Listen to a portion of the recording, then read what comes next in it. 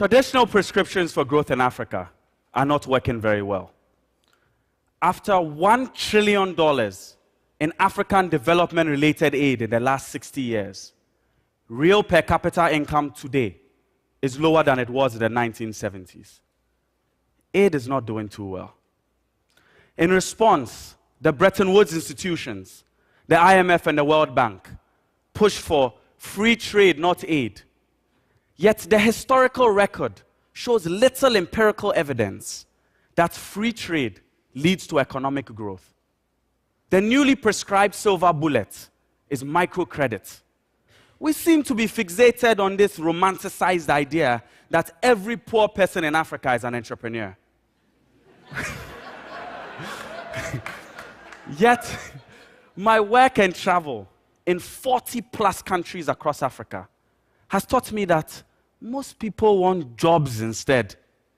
My solution: forget micro-entrepreneurs. Let's invest in building Pan-African titans like Sudanese businessman Mo Ibrahim. Mo took a contrarian bet on Africa when he founded Celtel International in '98 and built it into a mobile cellular provider with 24 million subscribers across 14 African countries by 2004. The Mo model might be better than the everyman entrepreneur model, which prevents an effective means of diffusion and knowledge sharing. Perhaps we are not at the stage in Africa where many actors and small enterprises leads to growth through competition. Consider these two alternative scenarios. One, you loan $200 to each of 500 banana farmers, allowing them to dry their surplus bananas and fetch 15% more revenues at the local market.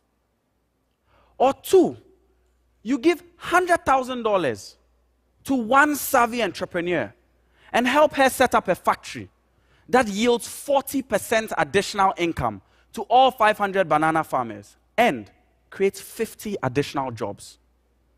We invested in the second scenario and backed 26-year-old Kenyan entrepreneur Eric Mutomi to set up an agro-processing factory called Stawi to produce gluten-free banana-based flour and baby food.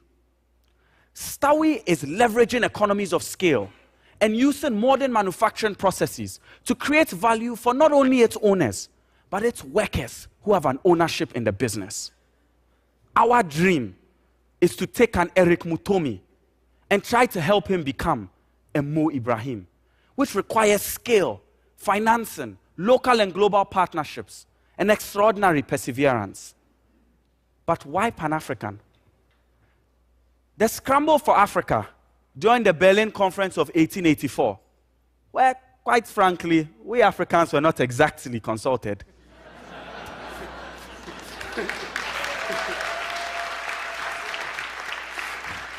resulted in massive fragmentation and many sovereign states with small populations. Liberia, 4 million, Cape Verde, 500,000. Pan-Africa gives you 1 billion people, granted across 55 countries with trade barriers and other impediments. But our ancestors traded across the continent before Europeans drew lines around us. The Pan-African opportunities outweigh the challenges.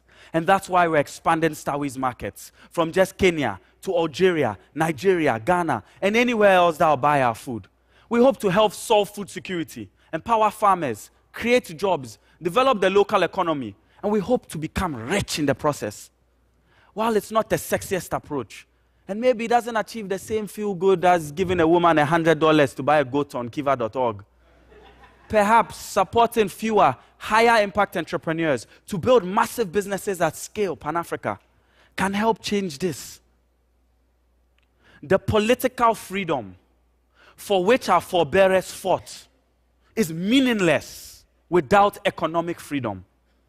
We hope to aid this fight for economic freedom by building world-class businesses, creating indigenous wealth, providing jobs that we so desperately need, and hopefully helping achieve this. Africa shall rise.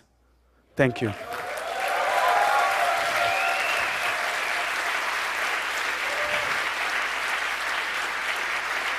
So, Sandu, Of course, this is strong rhetoric. You're making 100% contrast between microcredit and regular investment and growing regular investment. Do you think there is a role for microcredit at all?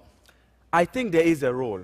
Microcredit has been a great innovative way to expand financial access to the bottom of the pyramid.